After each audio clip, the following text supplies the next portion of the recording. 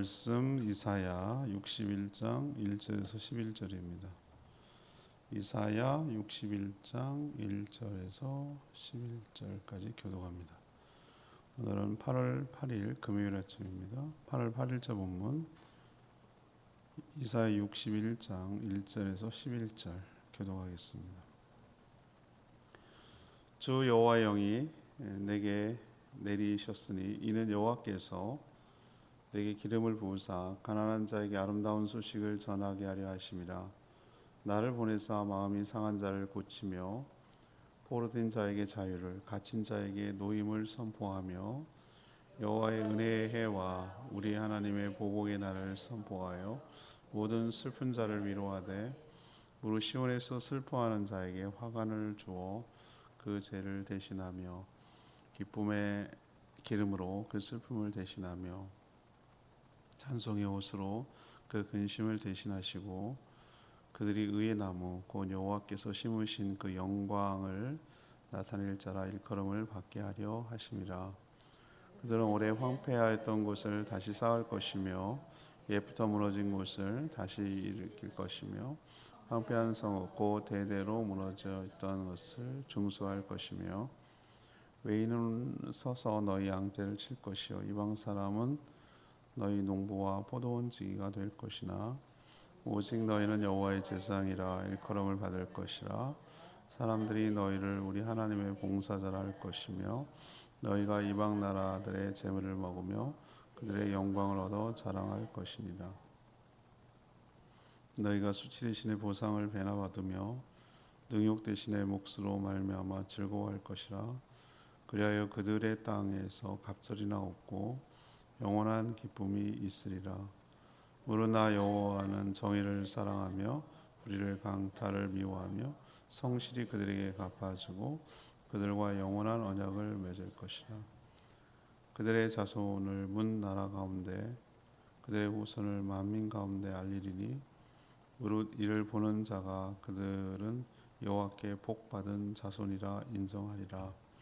내가 여호와로 말미암아 크게 기뻐하며 내 영혼이 나의 하나님으로 말미암아 즐거워하리니 이는 그가 구원의 옷을 내게 입히시며 공의 겉옷을 내게 더하심이 신랑이 사물을 쓰며 신부가 자기 보석으로 단장을 갖게 하셨습니다. 땅이 싹을 내며 동산이 거기 뿌린 것을 움돋게 함같이 주 여호와께서 공의와 찬송을 모든 나라 앞에 솟아나게 하시리라. 아멘.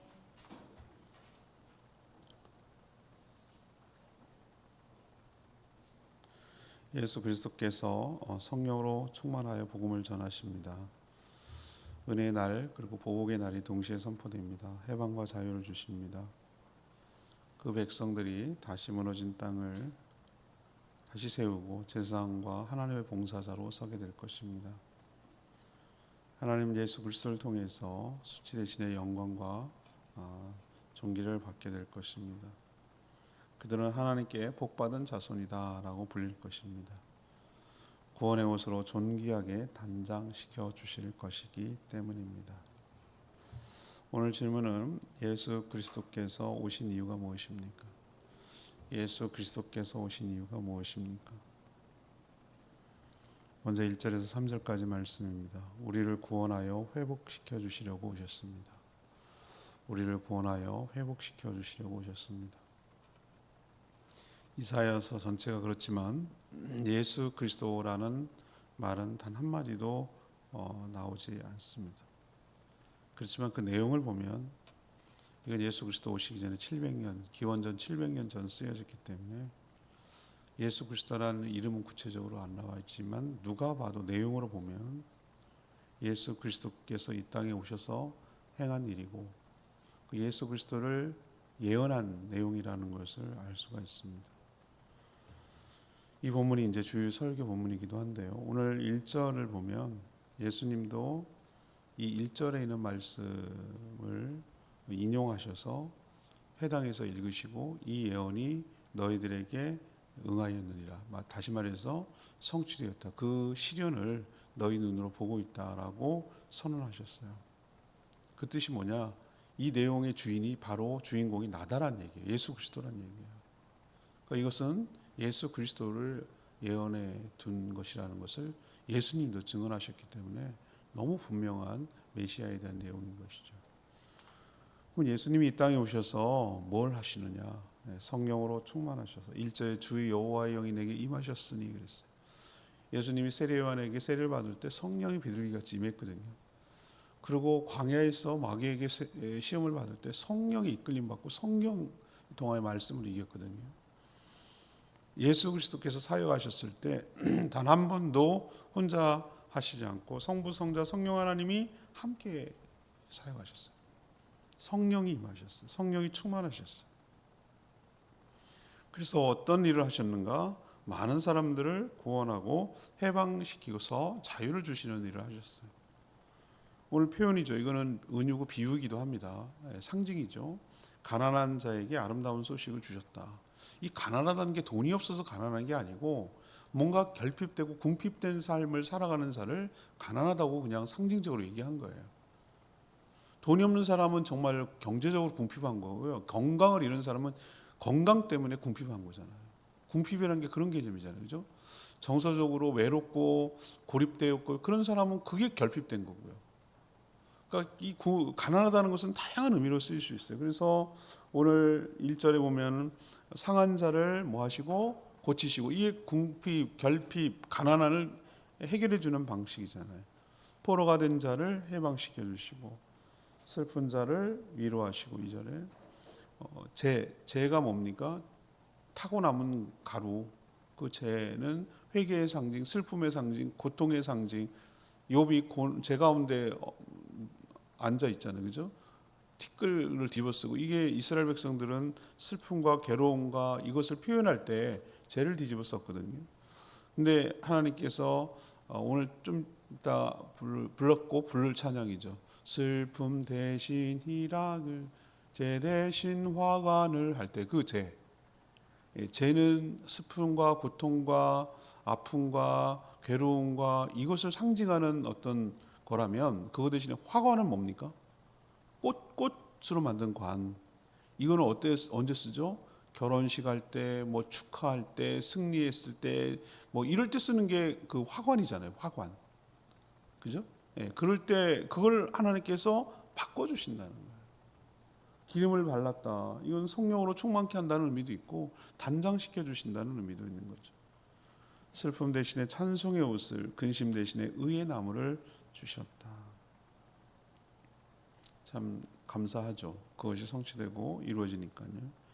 그래서 3절에 예수님은 하나님의 영광을 나타낼 자라고 불릴 것이다 라고 그랬어요.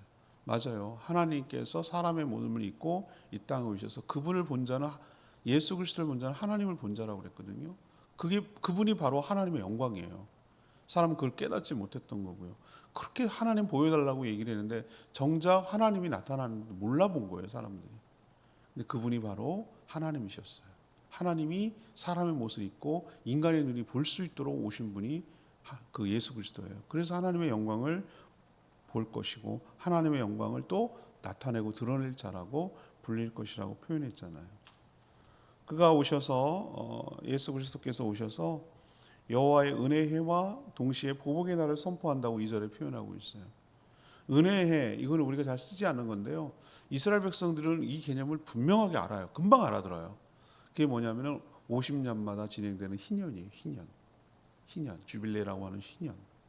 이 희년은 어떤 의미인지 여러분 그 율법서에 제가 한번 설교한 적이 있죠.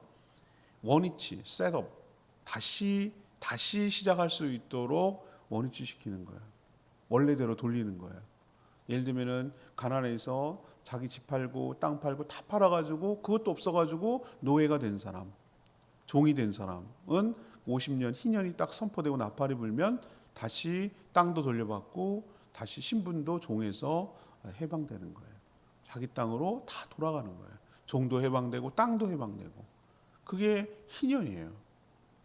최근에 희년 얘기를 언급하면서 그 채무로 오랫동안 고생하고 해결되지도 않고 그냥 그렇게 신용불량자로 영원히 살 사람들을 오히려 복원시켜가지고 건강한 사회 일원으로 자기 통장과 자기 이름으로 살게 만들자고 대통령이 제안하잖아요.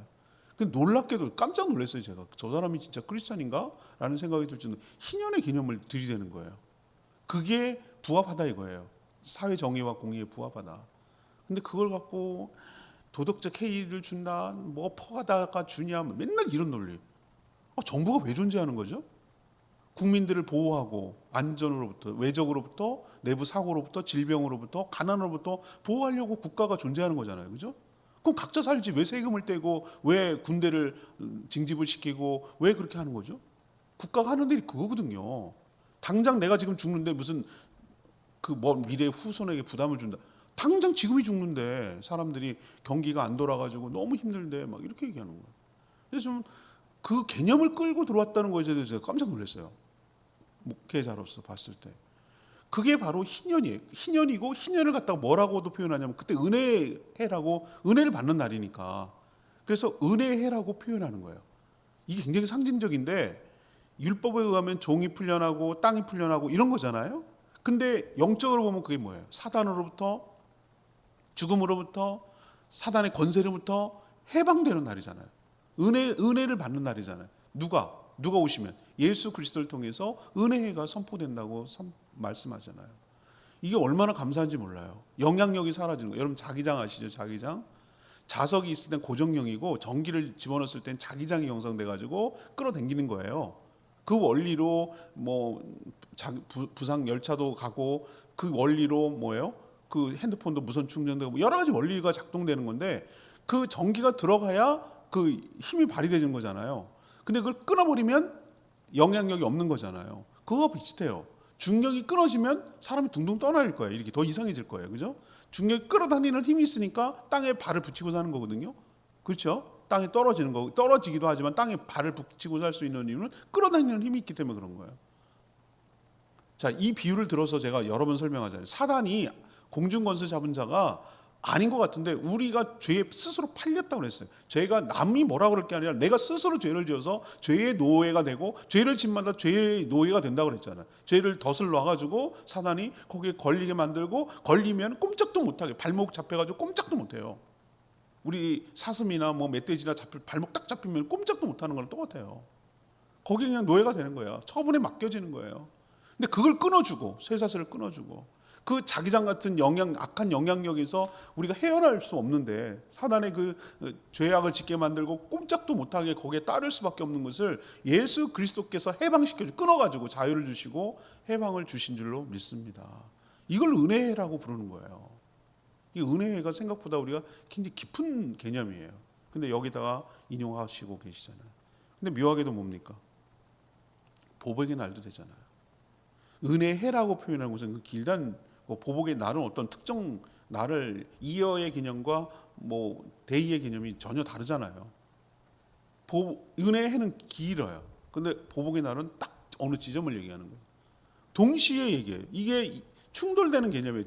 근데 이게 동전 앞뒷면과 똑같아요. 우리는 이게 이해가 돼요. 근데 동시에 이런 날이 어떻게 되냐는 말이에요.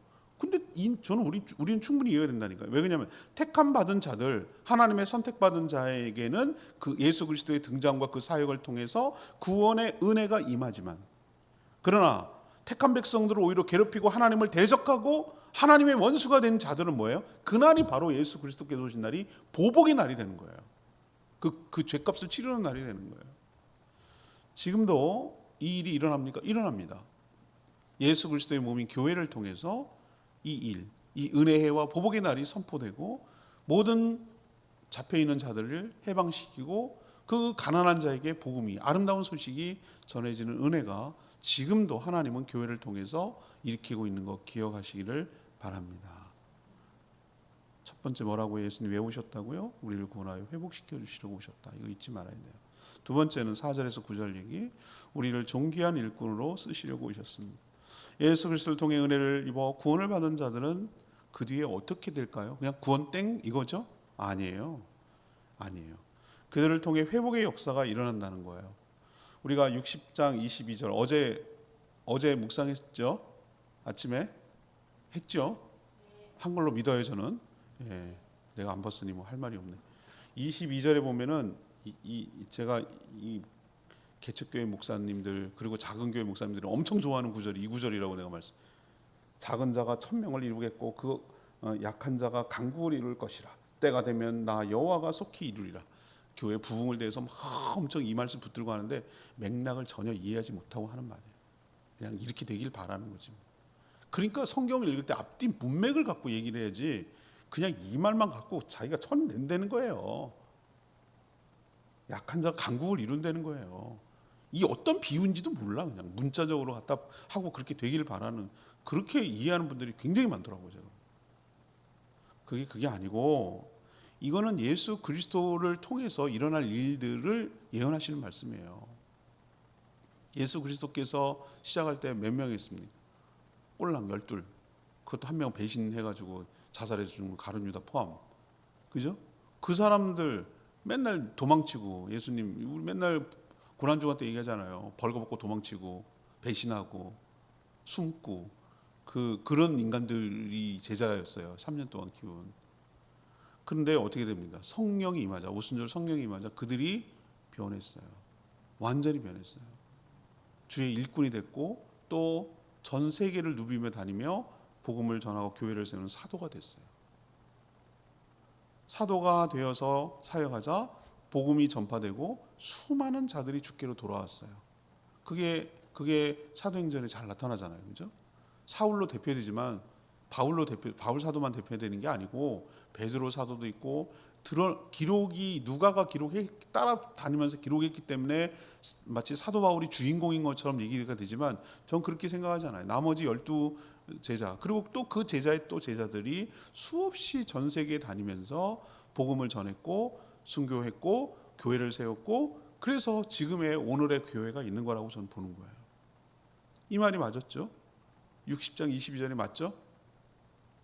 작은 자가 천명을 이루고 약한 자가 강국을 이루었어요. 처음에는 변방 유대 이스라엘의 식민지 나라인 곳에서 시작된 이 복음이 로마를 삼켜버리고 전 세계를 삼켜버렸잖아요. 강국을 이뤘잖아요. 놀랍지 않으세요? 그게 바로 하나님의 예언이 이루어졌다는 거잖아요. 그래서 수없는 자들이 복음이 전파되자 주께로 돌아왔다는 거잖아요. 그럼 이들이 뭐 할 건가? 돌아온 자들이. 그 하는 자들이 4절의 사역에 대해서 나와요. 오랫동안 황폐되었던 곳을 다시 어떻게 한다? 쌓는 일을 하는 거예요. 이거 상징입니다. 뭐 고고 유물들을 다시 복원하고 이런 개념이 아니잖아요. 이런 문자적으로. 황폐된 곳이 뭐예요? 얼마나 황폐된 곳이 많습니까? 영역별로 보면. 우리가 자꾸 목회자의 개념이 교회를 세우고 개척하고 이것만 있는데 요즘 개념들이 많이 달라졌어요. 어쩌면 선교사도 그 목회자잖아요. 그 영역이 하나님의 나라의 영역이잖아요. 그리고 우린 자꾸 특수사역 그러는데 우리가 생각하는 고정적인 교회의 목회를 하는 것 아닌 어렵고 힘들고 이런 소외된 사람들을 하는 분들이 상당히 많습니다. 우리가 생각하는 것보다.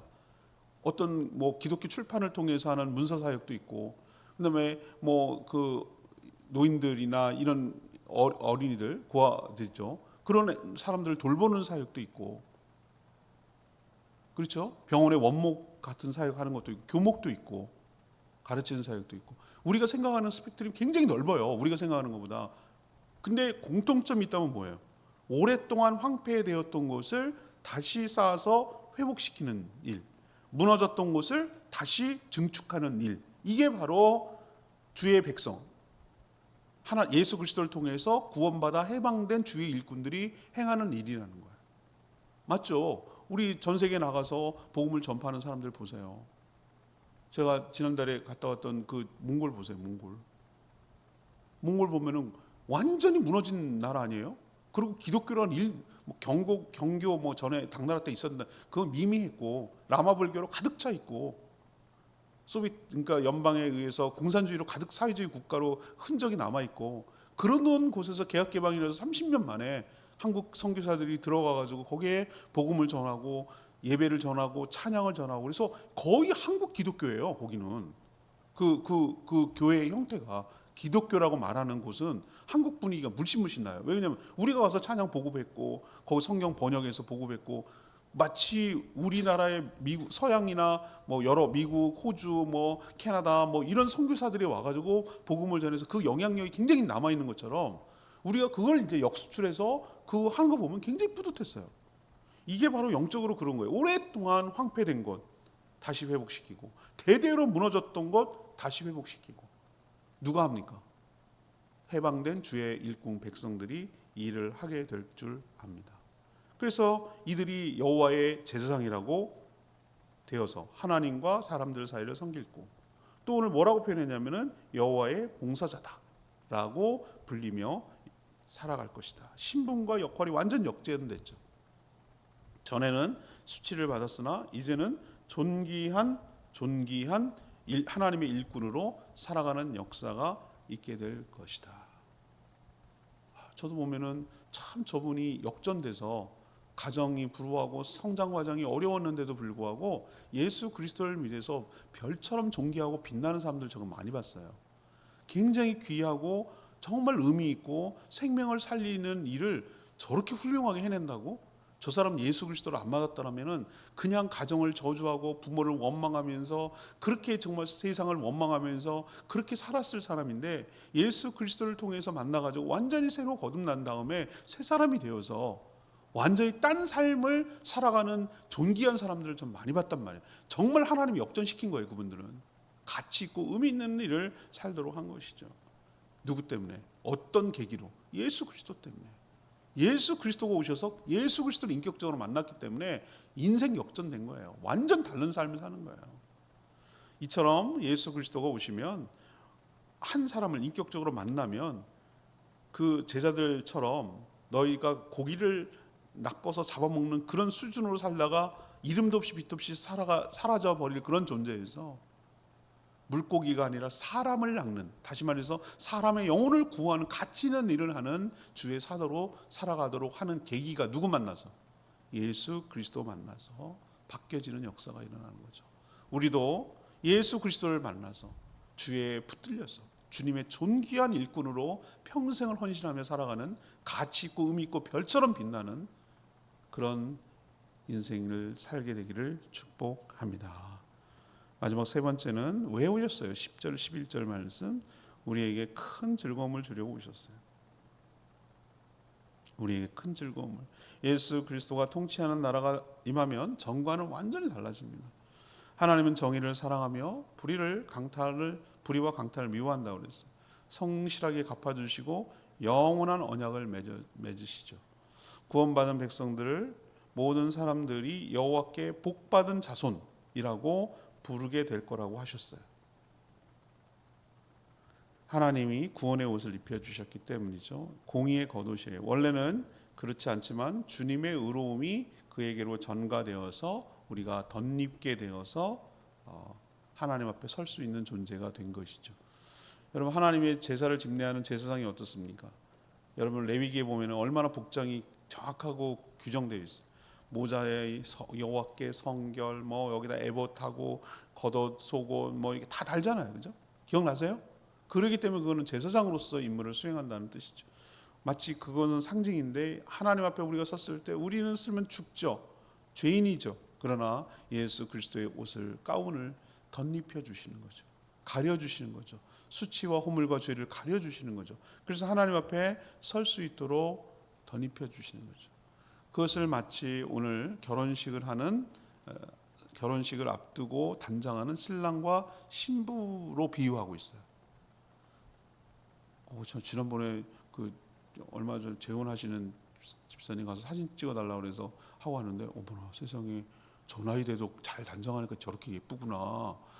그렇게 내가 깜짝 놀랐어요. 근데 화장 지우고 딴 때 보니까 그냥 수수해.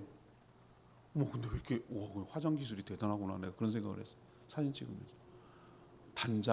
단장하는 거죠. 단장. 오늘 제 얘기가 아니에요. 왜냐하면 10절 보면은 결혼식을 앞둔 신랑 신부처럼 존귀하게 꾸며주신다고 말하고 있어요. 실제는 그렇지 않은데 그렇게 만들어 주신다는 거예요. 신랑은 뭘 쓰고? 사모. 우리 사모관대 쓴다고 그러잖아요. 이거는 우리나라에 번역을 했기 때문에 이 성경을 번역할 때 뭐라고 그러지? 그때 당시 문화와 이런 것들을 가지고 용어를 쓸 수밖에 없어요. 근데 시대가 달라지면 이것도 바꿔지겠죠, 그죠? 달라지는데 사모관대 쓴다 그러잖아요. 옛날에 그 전통 혼례할 때 그 사모를 말하는 거고, 신부는 뭘로 합니까? 보석으로 단장하는 거죠. 이건 상징이에요. 그렇게 아름답게 우리를 뭐 한다는 거예요? 꾸며준다는 거예요. 여러분 그러면 나를 막 치장해주고 그런다. 저는 그렇게 해서 여기지 않고 우리의 몸 자체가 부활의 몸, 영원히 천국에서 살 몸, 천국에 적응해서 살아갈 수 있는 몸, 그런 거룩한 몸, 건강한 몸, 완벽한 몸으로 부활의 몸으로 바뀌어지게 될 줄로 믿습니다. 여러분 그렇게 하지 않고는 어떻게 살겠어요? 천국에서 다른 차원의 삶인데 우리가 여기 우주만 나가도 우주라고 말하지만 끼껏 해봐야 성층권 여기만 벗어나도 못해 이대로 살 수 없어요. 뭔가 복장을 갖춰야 거기 존재할 수 있잖아요. 여기만 조금 벗어나도 그러면 영원히 다른 차원에서 삶을 살았는데 이대로 살 수 있겠어요? 그래서 우리를 바꿔 주실 줄 믿습니다. 그걸 표현하기를 11절에 마치 새싹이 음도다 나오는 것처럼 순결하고 존귀한 존재로 바꿔주신다. 그래서 하나님 때문에 크게 기뻐하며 즐거워하도록 이끌어 주신다. 오늘 10절에 얘기하잖아요. 이 모든 일을 누구 통해서 일어납니까? 예수 그리스도를 통해서 새 창조가 일어나게 될 것이에요. 하나님 우리를 구원하셔서 이렇게 큰 기쁨을 주시려고 아들 예수 그리스도를 보낸 겁니다. 우리에게 남은 일은 뭡니까? 이 고난의 과정을 다 통과하고 주님이 다시 마라나타 오시면 이 모든 말씀 마치 이사야서가 신약 같은 느낌이잖아요. 주님 오시면 어떤 일이 일어날까? 이렇게 우리에게도 큰 기쁨과 즐거움을 주실 줄로 믿습니다. 이걸 믿고 살아가는 저희들 되기를 원합니다.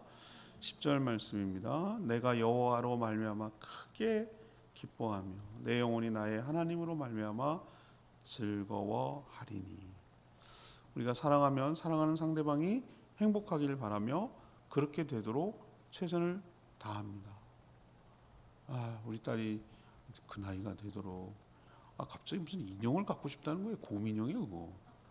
아니 그 나이 먹도록 인형. 그래서 내가 근데 이미 사는 데는 멀어졌어요. 근데 우리 아내 보고 뭐라고 그러는지 그 사러 가자. 아내가 사러 가자.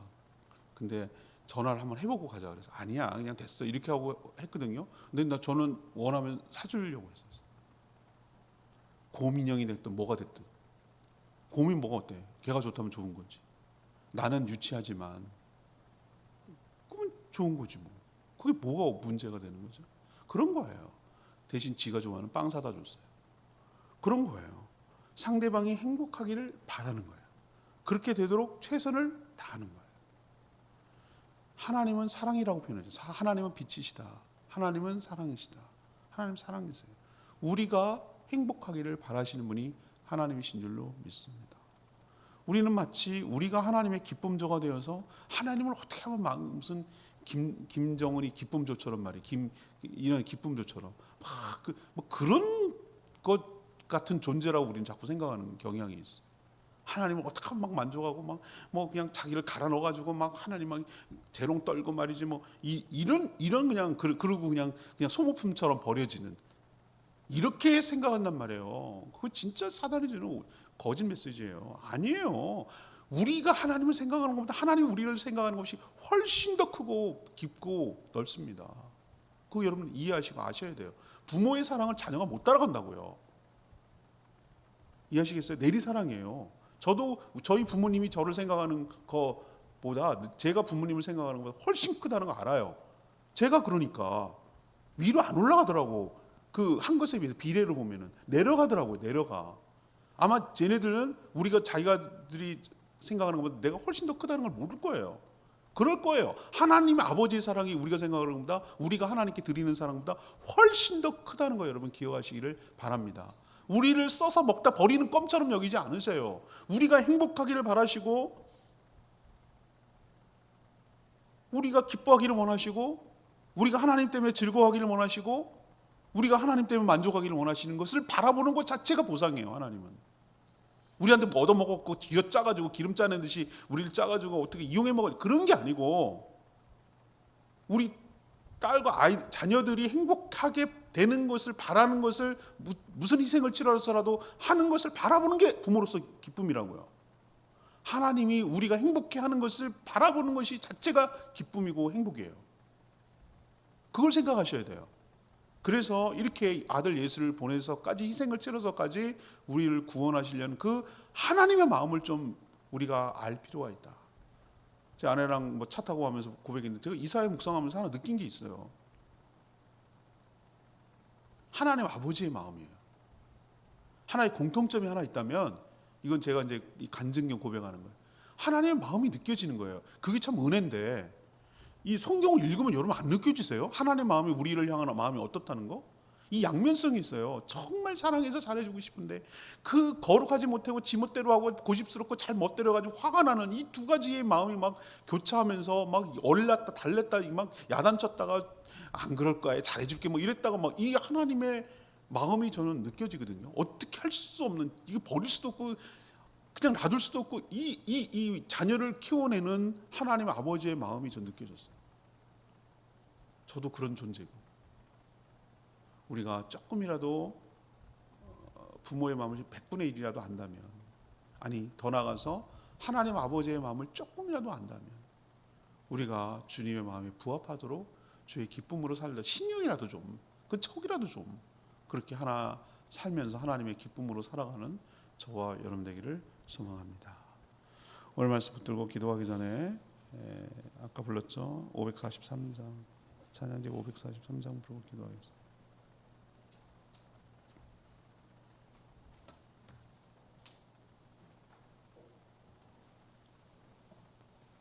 (543장) 내 손을 주께 높이 듭니다.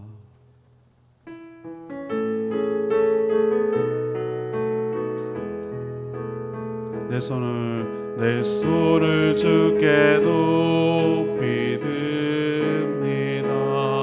내 찬양 받으실 주님, 내 마음을 주께 완장합니다.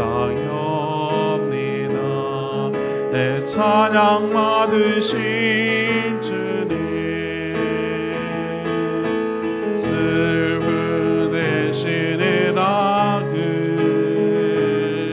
제 되신 왕원을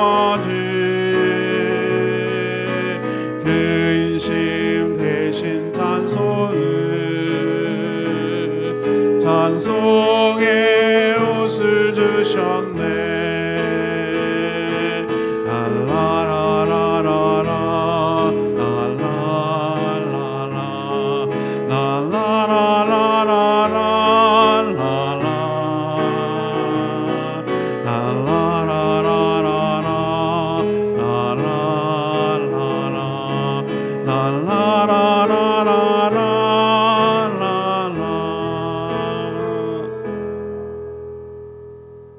오늘 예수 그리스도께서 오셔서 어떤 일을 하셨는지 정확하게 설명해 놓고 있잖아요. 이사야가 700년 전인데 이런 놀라운 얘기를 이미 계획해 놓으시고 하셨다는 게 저 자체가 놀라워요. 맞아요. 예수님 오셔서 한 일이 정확해요. 우리를 구원하시고 우리를 회복시켜 주시고 우리를 종으로 삼아 주시고 우리에게 기쁨을 주시려고 이 땅에 오셨어요. 우리는 거기에 적용을 받고 있고 완전히 천한 존재가 존귀한 존재로 바뀌어서 가치 있는 인생을 살아가고 있는 거예요. 이 자체가 축복이에요. 얼마나 감사한지 몰라요. 신부를 단장한 같이 우리를 의의 옷을 입혀주시고 완전히 새로운 존재로 살아가도록 우리에게 기쁨을 주시도록 그 자체가 만족하시고 행복이 되도록 하나님은 우리를 이끌어 주실 줄로 믿습니다. 하나님 은혜 감사합니다. 주의 은혜 받는 자로서 정말 주의 기쁨으로 살아가는 저희들 되게 해달라고 주여 외치며 기도하겠습니다. 주여 하나님, 내 손을 주께 높이 듭니다. 내 찬양 받으실 주님, 내 마음을 주께 완장합니다. 내 찬양 받으실 주님, 슬픈 대신이라 제 대신 왕관이 근심 대신 찬송의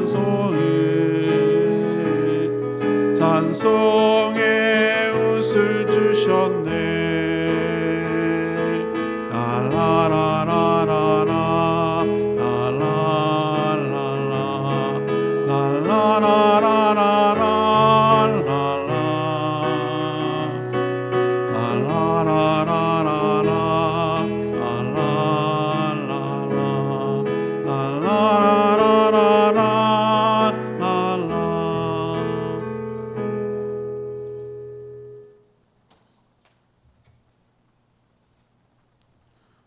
하나님 예수 그리스도께서 이 땅에 왜 오셨는지 정확하게 알려주셔서 감사합니다. 우린 죄 때문에 눌리고 묶이고 결핍된 상태에 놓여 있었습니다. 그러나 구원해 주셔서 모든 것을 회복시켜 주시니 참 감사합니다. 저희들을 하나님의 제사장, 하나님의 봉사자로 삼아주시고 주의 일을 할 수 있는 존귀한 존재로 바꿔주시니 참 감사합니다. 저희가 바로 여호와께 복받은 자손입니다. 저희들을 존귀하게 단장시켜 주셔서 감사합니다. 저희들은 원래 그렇지 않은 존재였습니다. 저희들이 행복하게 사는 그 자체를 기뻐하시고 행복해 하신 하나님께 감사를 드립니다. 저희들이 하나님 때문에 즐거워하고 기뻐합니다. 하나님께 받은 은혜를 잊지 않게 하시고 불평 불만 갖지 않게 하시고 주님의 기쁨으로 살아가는 저희들 되게 하여 주시옵소서. 오늘도 간구하는 기도 주님 들어주시고 모이는 모든 목장들마다 하늘의 복으로 가득 채워 주시옵소서. 주님 손에 모든 것 맡기옵고 예수 그리스도의 이름으로 축복하며 기도합니다. 아멘. 오늘 하루도 주의 은혜 가운데 살아가는 복된 하루 되길 축복합니다. 충분히 기도하고 하루 시작하겠습니다.